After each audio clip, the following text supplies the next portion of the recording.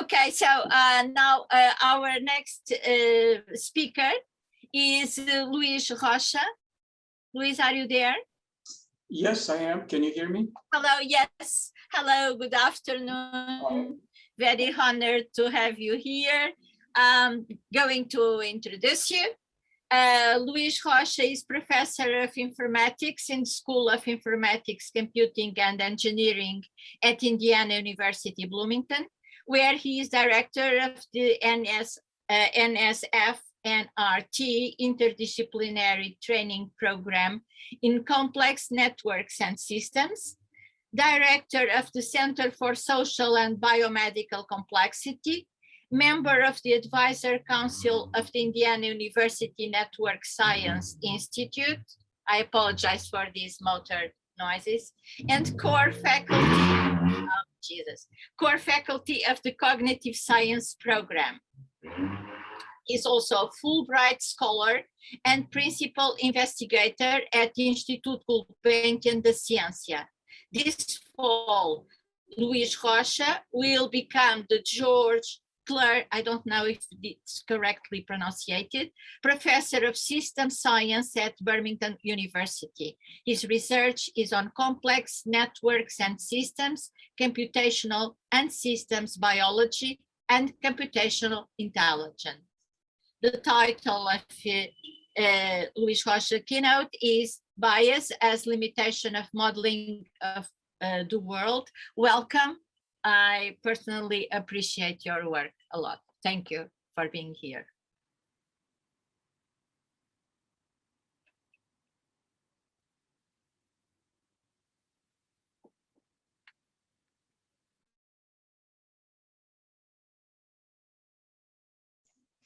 Sorry, I was muted.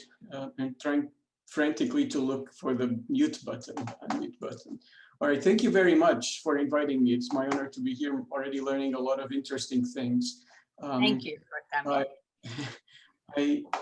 I'm not working in privacy, so then what I'm going to talk next is not about privacy, but I hopefully interesting for discussion. So as Isabel was saying, I'm in the middle of moving, so it's an awkward situation to say where I am. I just sold my house in Bloomington, in Indiana, and so, but technically I'm still a faculty person there until September 1st, where I'll move to Binghamton, which is part of the State University of New York.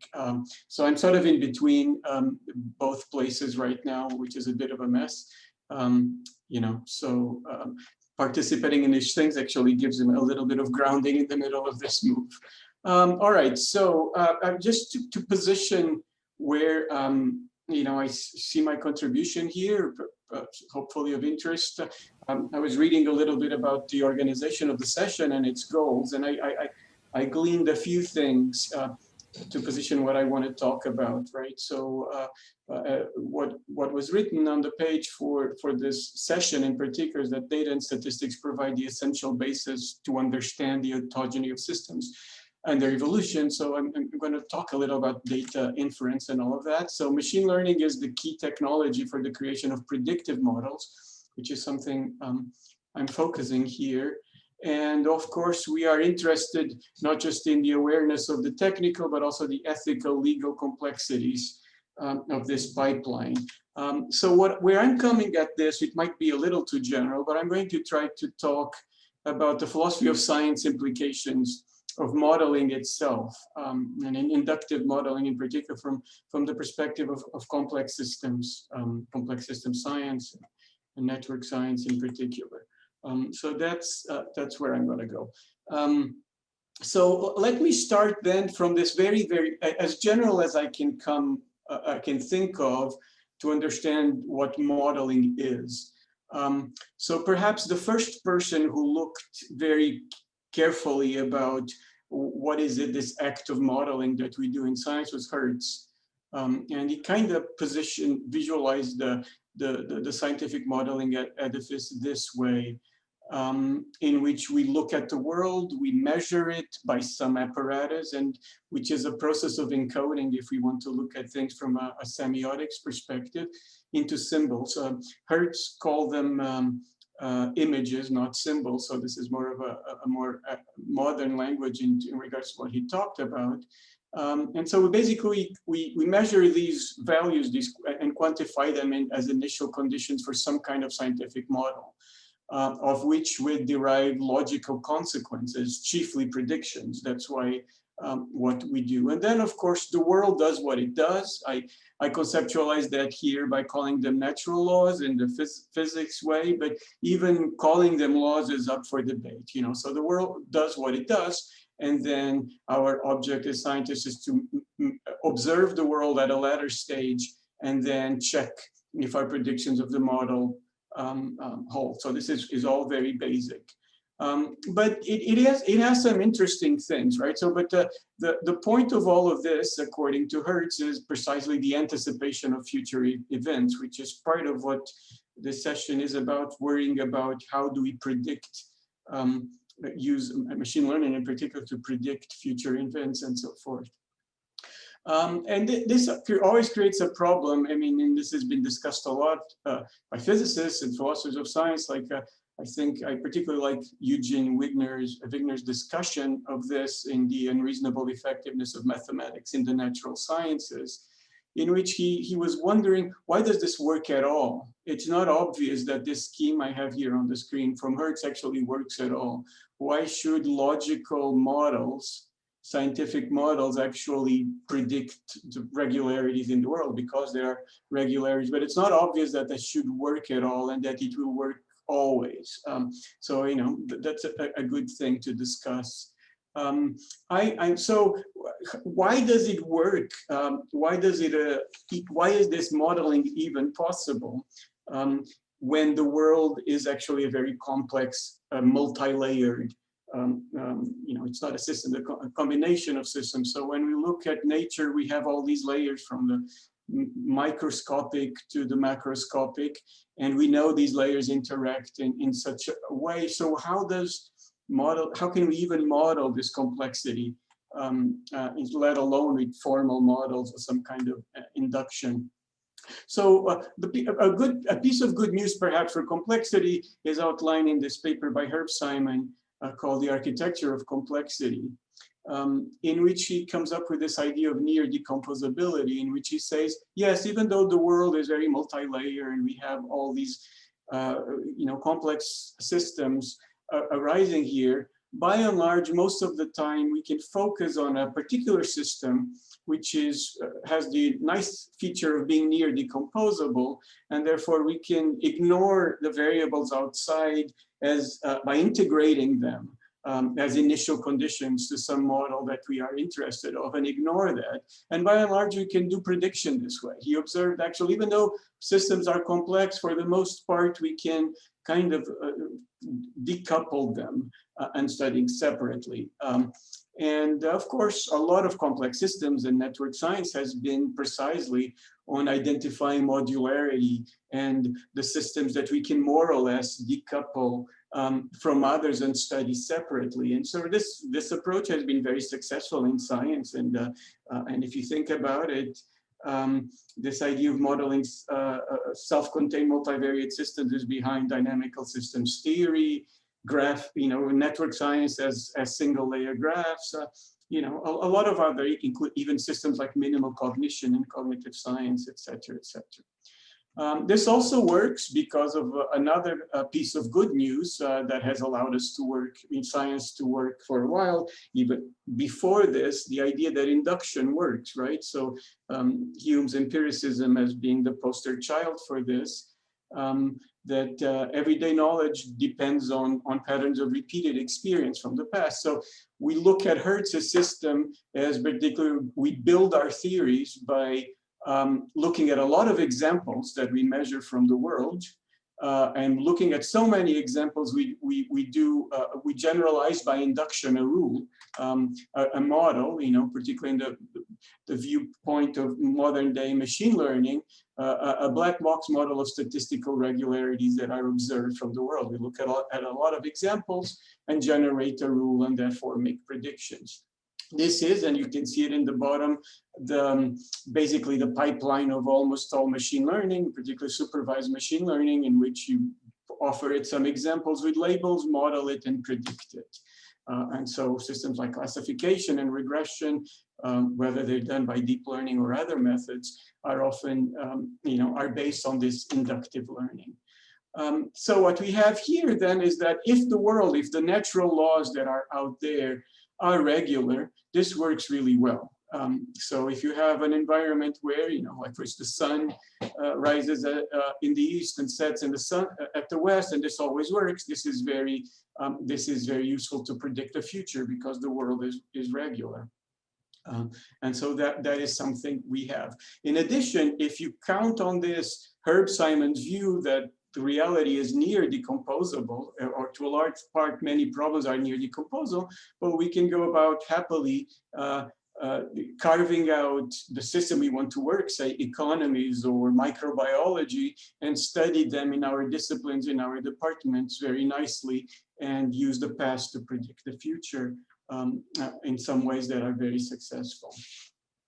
The problem is this: one could think, and I'm going to bring the work of other thinkers in complex systems, that this only applies to what one could describe as when the world is governed by simple natural laws that are easy to work on there, and things can be a little more complicated, as many people have pointed out. So let me see here. One of the issues is, has always been pointed out, particularly by people like Karl Popper, that there is this inductive leap that when we use past experience to predict the future, there's always this, in this cartoon, sort of the skeptical gap of doom. And from here, you derive Popper's falsification principle, that for the purpose of this talk, I only want to observe that what the key thing that he observed is that there's a logical asymmetry between verification and falsifications.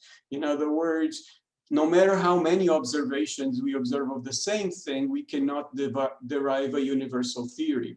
On the other hand, and conversely, a single observation that fails the regularity can falsify it, right? So scientific theories from induction are testable, but they cannot be proven as the basic thing here. And this, I mean, one way to put this, which is very familiar to everybody, is this idea that no matter how many white swans we observe, we cannot deduce that all swans are white, because a single observation of a black swan will invalidate this theory. And so this has led recently to a lot of discussion about the origin of black swans and how induction is a problem to get to theory. Right, so I'm going to dig a little more. So this is a piece of bad news, surely not the only one, but a piece of bad news for this kind of approach. But the other bigger one that comes from complex systems research is that the world is not as neatly near decomposable as Simon got to think. In particular, we observe often when the problems get really complex, we have events, and in particular, very rare events that can occur at a lower level that highly control the behavior of upper levels, and vice versa, that we have this kind of effect, and therefore we cannot integrate these signals, these control signals, as simply as boundary or initial conditions to study that system. We have to include all these levels. Perhaps a key example of this that we are still living are zoonotic pandemics, right? So where we have events at the microscopic level of a virus jumps from one organism to another, to the cells, to the organs of an organism, and this gets repercussions that affect our economies, that affect our political systems. And therefore, we can think of these zoonotic events almost as a singularity event in which everything was going nicely, sort of like Simon said, near decomposable. And then one of these events happened, this kind of singularity that all the layers kind of collapse. And then you have a real complex system. And that you see how difficult it is for our societies to deal with pandemics, because you have to deal with the microbiology all the way to the social and the political. They're all interacting. in complex ways. And this has actually been how Howard Patty, in his book from 1970, actually defined complex systems. He defined complex systems as these control hierarchies in which you really cannot integrate out the signals from other levels when it matters. So Howard's actually my advisor, one of my advisors at when I did my PhD. But so he defined complex systems differently from how Herbert Simon and others did, but it's precisely these hierarchies that are not reducible to these box mechanisms. And so they're not predictable from past data when it matters, because these control events from different layers are very rare. And so induction from previous layers are very hard to get. Another person who actually worked with Howard Patty at SUNY Buffalo in the 70s was Robert Rosen, particularly in his book, Anticipatory Systems. He observed the same thing. And he referred to real complex systems as these systems that have this model failure. It's precisely when the inductive modeling that we are talking about fails that we call such systems complex systems. They're multi-level, and in order to deal with them, you kind of need actionable models and theory, not just induction, in order to deal with predicting rare or major transitions. Robert Rosen went on to work, and also Patty, to apply most of this to theoretical biology by arguing, and also cognitive science, by arguing that brains in particular arose in evolution to deal with this type of modeling that we do, that it's not simply inductive, but it's also predictive in the sense of building theories. More recently, of course, you may be familiar with the work of Nassim Taleb, who has picked up a lot of these ideas. From my point of view, he is sort of rediscovering Patty and Rosen's work, but he's probably not even aware of them, I'm not sure. But he has brought this discussion a lot, that particularly that predictions of events depend more and more on theories when their probability is small and the system is complex. So very much in the ways that I outlined for Patty and Rosen. So systems that are truly complex are very hard to predict inductively. Because they are based on very rare events that you don't observe in your training data. And so this calls into to the need to have theories in addition to just induction or theoretical models at the top of our scientific models. So if we want to reform, using Rosen's, Patty's, and Taleb's views, more recent, need to reformalize Hertz's views of the simple view of Rosen modeling, we could see that, these days we do our generation based on inductive modeling, but the world is a little more complex than we thought. In particular, the ghost of Popper is present here, in which you have some rare events that actually are not even in the examples that we are using, or not related at all to the examples we are using to predict our models. And therefore, we go to model failure, what Robert Rosen calls model failure. And the reason for this, as I said, is Howard Patty's notion of control hierarchies. Complex systems really have these very rare control events, say, the SARS-CoV virus passing to humans that was not predicted from previous instances, that have dramatic changes. And as Taleb emphasizes, the more dramatic these changes are, the less predictive they were because of this complexity of the world. And there's many examples in machine learning for this. Perhaps one of the most common, most notable to talk about this is how Google flu particularly failed. Google flu is something that Google got to predict flu outbreaks by tracking how people search the web, right? But at some point it had a big failure, and I'm not going to go into the details, but I encourage the reading this paper by Lazar and Baspignani, in which at some point, even though the induction was working really well, at some point it failed miserably. And if you read this paper, there are different reasons why this failed. One of the key ones perhaps is that Google changed its own search aggregation algorithm. So the system that was being predicted by induction was no longer the same. It had a complex change. You can call it a control event that changed how things were working underneath, and therefore the system stopped working. That's just a particular example. Another big example maybe for discussion here is, of course, bias that exists in machine learning, right? If you're based on your previous instances, if your instances are biased, as they always are, you are going to get biased results. That comes without saying from induction. And I'm not going to spend a lot of time on this because this is very well known, how facial recognition fails, particularly for minorities, because there's fewer instances of them, leading to many problems. There's this infamous work from ProPublica about systems that predict the risk of people the police encounters, and of course they were heavily racially biased. I'm not here necessarily defending the paper from ProPublica, the article. I know there's been a lot of blowback against that paper. My point here is just to highlight that biases exist in machine learning that have a lot of implications. Allow me to speak a little about my work in the biomedical domain in terms of biases, to think, so that we can think a little about how this can work, and how can we potentially, is it avoidable? So in this paper we had recently, we analyzed the entire population of a city in Brazil, Blumenau, the south of Brazil. This was work with my postdoc Rion Correia he's from Blumenau. And we looked at all the data from the entire city public health system of all the electronic health records.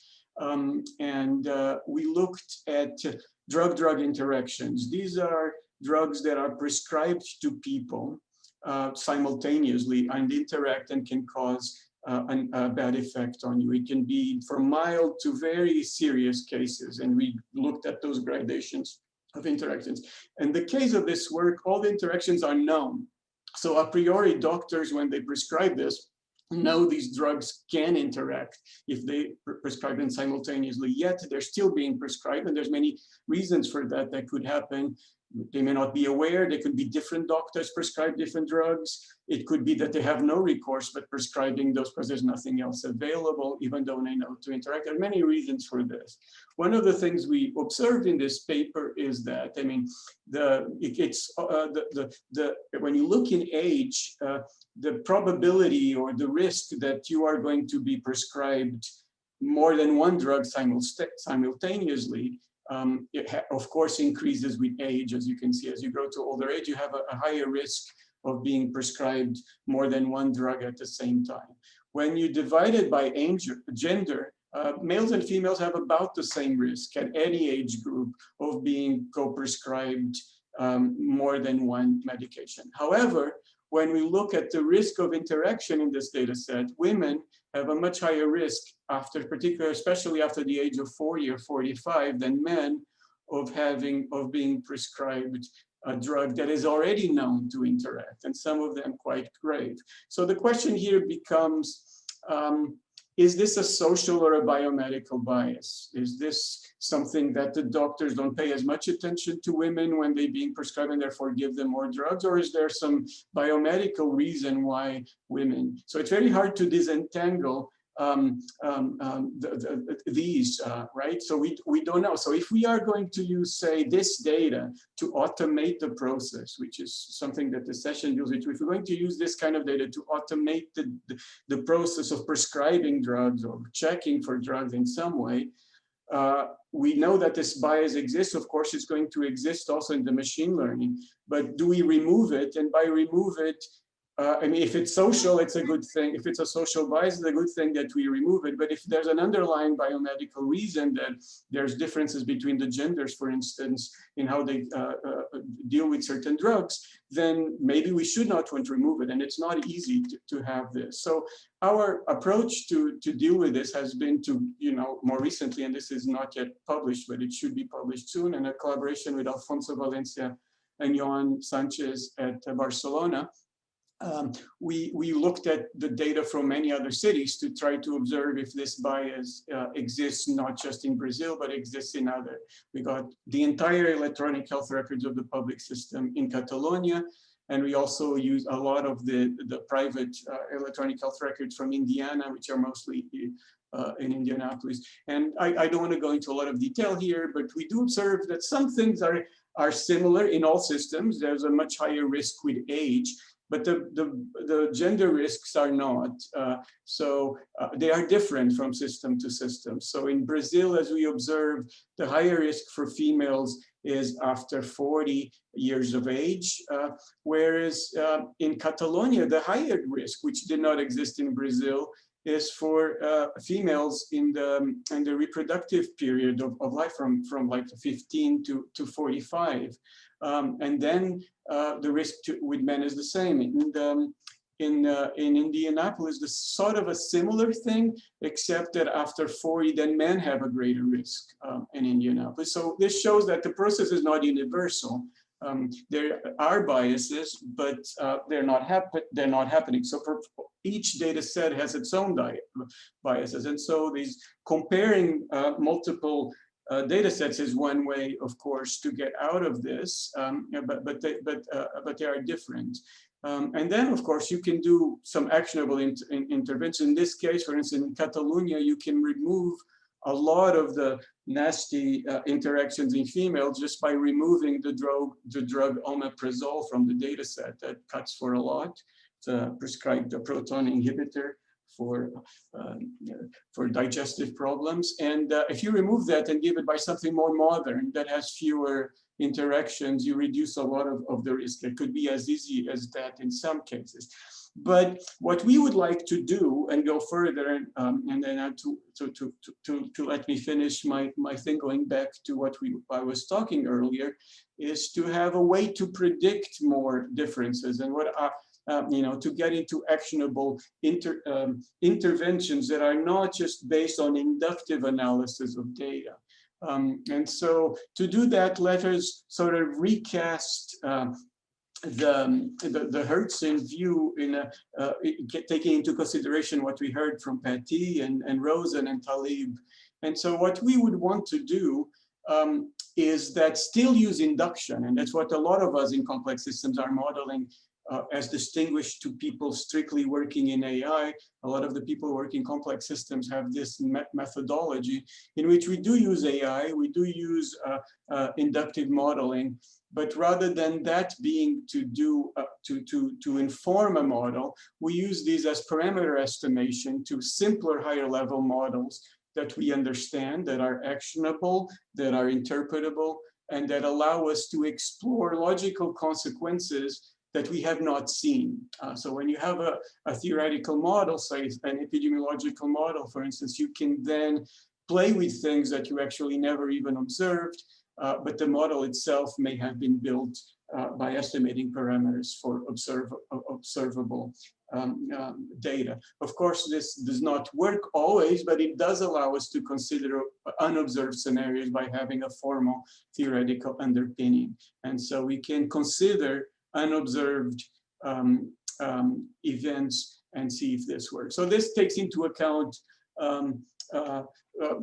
Talib's and Patty's recommendations that predictions of events depend more and more on theories when their probability is small of system and complex, and then we don't need to observe these in order to do. So, a great example of this type of modeling and is, again, the person I mentioned earlier, Alessandro Vespignani, a Northeastern, working with his epidemiological models, that even though AI is used to estimate the parameters, at the top, there's always a very simple theoretical model that allows you easily to plug and play things that you have not observed. In my own area, since I work in systems biology, we also do a lot of that, and this is how I'll finish the presentation. First, this model of a cell type involved in estrogen receptor plus breast cancer was created by Rebecca Albert in Pennsylvania, and this is a model of various biochemical species, mostly genes and proteins that are involved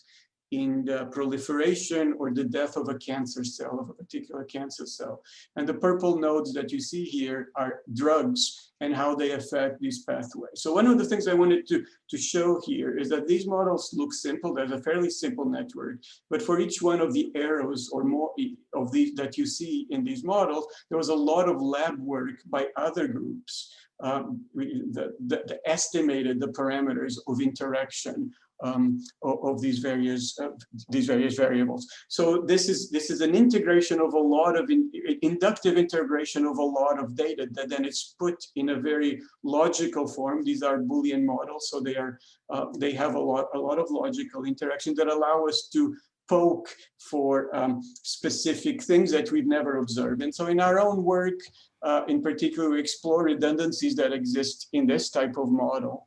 And we can identify things such as when drugs that are expected, like this drug, to do something, this model, we prove them to completely be redundant when you consider the particular type of cancer or the particular patient that you want to talk. So even though the model itself is built by induction, it's a logical model that allows humans to interact with it logically. We call these probabilistic causal analysis.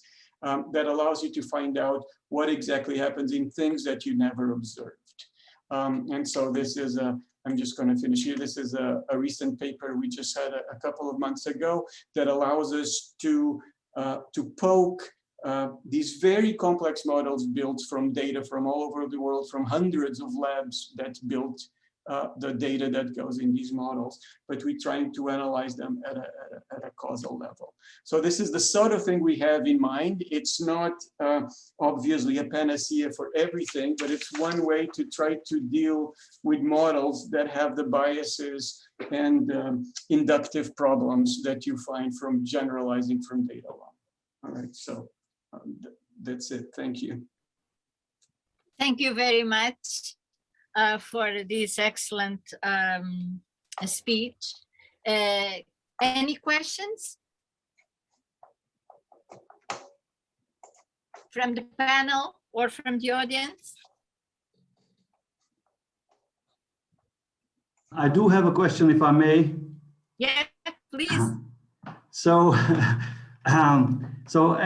it was a very fascinating talk. I really enjoyed it, and at some point in my life, I was working together, and I was advised by people who were painfully aware of Robert Rosen's and Howard Petty's perspective on life and modeling, and they used to say things that.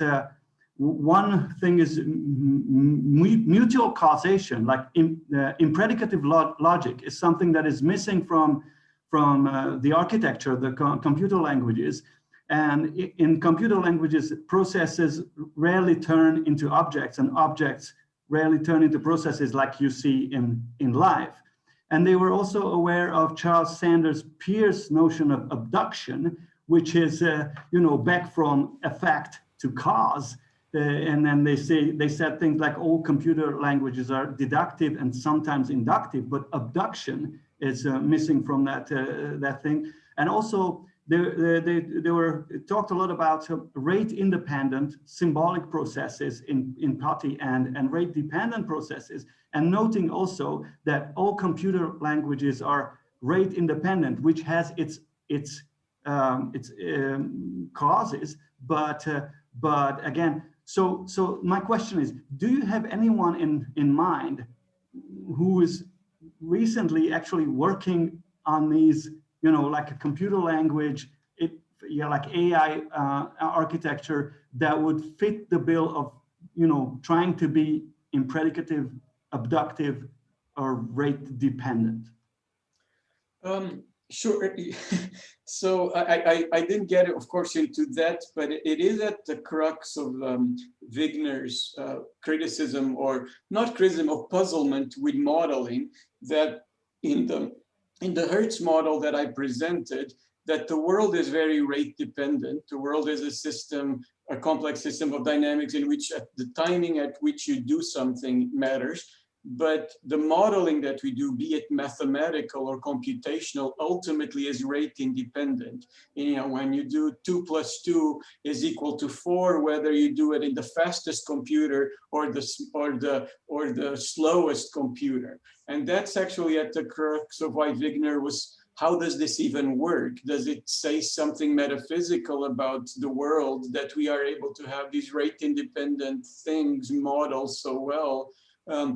The work. So Petit went on to talk a lot about this issue of why computers don't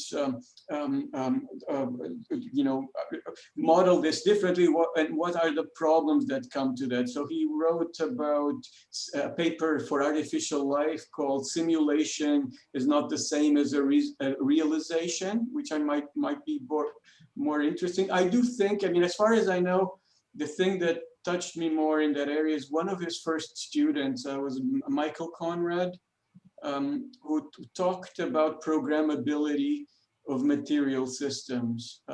And he did talk about this trade-off that exists, that the more we make a system rate independent, the more universal it is. So like a universal Turing machine, but then we lose some aspects. And so you might want to have, for some things, analog machines. And we do. I mean, these days, if you want to do something really fast that is not universal, that you just need to do a single task, you may do pieces of machinery that are not exactly rate independent, but do that thing very well, right? But so there is always this trade-off for whether you want something that is universal, that could be applicable to everything, like a mathematical theory versus the other. So I don't think this has a direct impact of what I was talking about in terms of the induction and deriving theories from induction. They cannot capture rare events. I don't think it would change whether you had digital computers or analog computers to do that. You're still capturing by induction, right? So the issue is more fundamental, is that you're just using past observations to predict future events. And without having a higher theory, you can never escape the problem of just using the past to predict the future if the system underneath is really complex. So I see, and I really appreciate your answer. I took notes. So I'm happy to talk to you about this anytime. So right, so good. Okay. All right. Thank you very That's much. great. Selmer, you also have a question, please. Oh yeah, yes, thank you. Let me get rid of my hand. Yeah, thank you. That was really interesting talk. You won't be caught off guard by me mentioning that, at least in the cognitive sciences, the replication crisis has been devastating. In my department, where we have empirical folks, right, empirical experimentation, I don't do that. I have tried to explain to them, maybe paternalistically, and it's abrasive, that when, for example, you use the phrase logical consequences running from a black box or what have you to a prediction, you don't actually mean logical consequence, because the only thing we've figured out how to formalize in that area is deduction. So abduction was just mentioned. You know, in logic and mathematics, we have no established theory for inductive, abductive, analogical. Now we have proposals. So when you look at the papers that have succumbed to the replication crisis, you look at the hypotheses, you look to some degree at the background theory, and then you look at their predictions coming true when the observations are made, and they are happy and they say it's great. Problem is, there's no one around to certify using any kind of formal understanding of that phrase. At least this is my position. And now it may be different in your arena in natural science, but it would take a lot to convince me that in psychology, we're just deceiving ourselves about that phrase having rigorous content. So I don't know if you have any thoughts about this. Well, I mean, I went too fast through that, right? So just to clarify a few things, I mean, when I meant logical consequences, I was still thinking in earlier modeling, like that's what Wigner was saying, and Hertz, when we convert something into a formal theory that say, you know, F equal MA or something like that, then that model, when you plug certain values, it's the logical consequences mathematically, sort of axiomatically that derive from that model, the predictions that you do.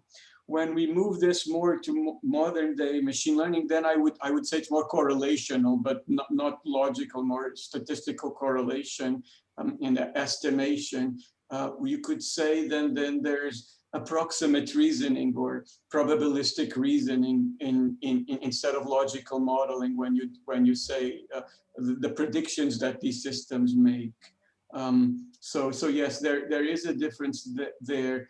I think there is a lot of work to do in how mathematics and probabilistics can deal with abduction and deduction and so forth. I think I was trying to do a midway thing here that in the meantime, we can still work, even though we have not resolved this issue of induction. Maybe we will never resolve it. There's still ways to work with complex systems in which we have it both ways. We use machine learning to predict our parameters, and we use then higher level models to understand what those are doing, right? These actionable models. In epidemiology, they're very, very well, they are the most successful models.